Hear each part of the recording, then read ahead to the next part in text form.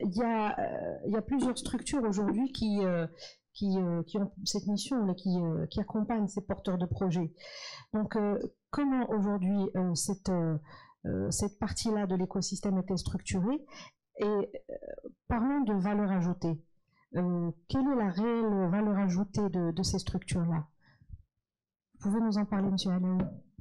Alors, moi, je vais revenir à la première question. Donc, déjà, je vous remercie pour l'invitation. Donc, moi, je représente Réseau Entreprendre. Réseau Entreprendre, c'est une association. Donc, il y a plusieurs structures d'accompagnement. Donc, nous, on est une association qui, on va dire, qui a été créée par une association internationale au Maroc et qui est gérée, financée par les membres. Et les membres sont des chefs d'entreprise. Donc, notre force, c'est que, par exemple, à Casablanca, il y a 90 chefs d'entreprise qui œuvrent pour le fonctionnement de l'association et qui font fonctionner l'association. Donc, Réseau Entreprendre, on est présent dans 8 villes au Maroc. Donc, on est à Rabat et à Casa principalement, mais on est aussi à Marrakech, à Al Jadida et d'autres villes. Donc, on gère aussi la dimension, on va dire, régionale.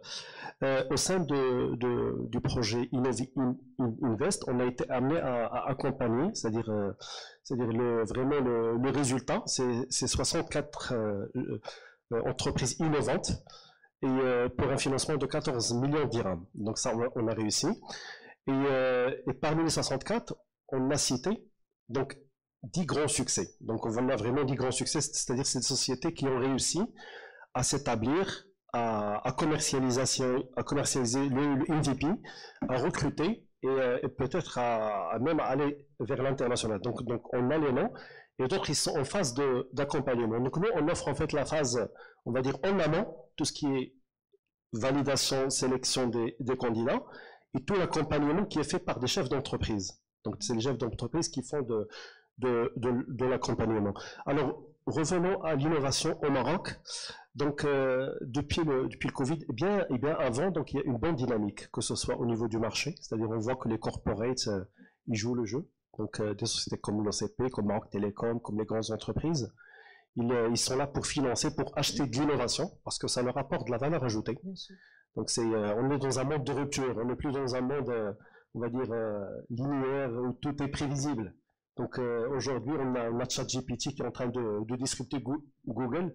Donc, on a aussi d'autres offres qui sont en train, il y a WhatsApp qui a disrupté un petit peu les opérateurs télécoms. Donc, on est dans une logique on va dire, de rupture et les corporates, les grandes entreprises, l'État aussi, il a pris conscience de ça. Et le consommateur citoyen, il est exigeant, il veut ça aussi. Donc, on ne peut pas servir maintenant, communiquer avec les citoyens, avec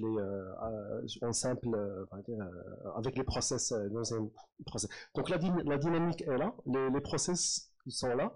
Pour notre potentiel, pour le comparer, donc suffit de voir autour de nous, il y a l'Égypte, il y a le Nigeria, il y a l'Europe du Sud, donc il y a l'Espagne, il y a le Portugal.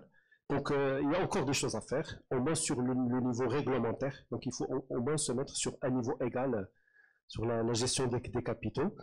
Il faut plus de risques. Donc, on a maintenant plusieurs étages. Donc, on a l'étage, on va dire, initial start, l'étage initial pour aller de l'idée vers le prototype, vers le MVP. Maintenant, il faut des accélérateurs pour qu'on puisse avoir des licornes marocaines.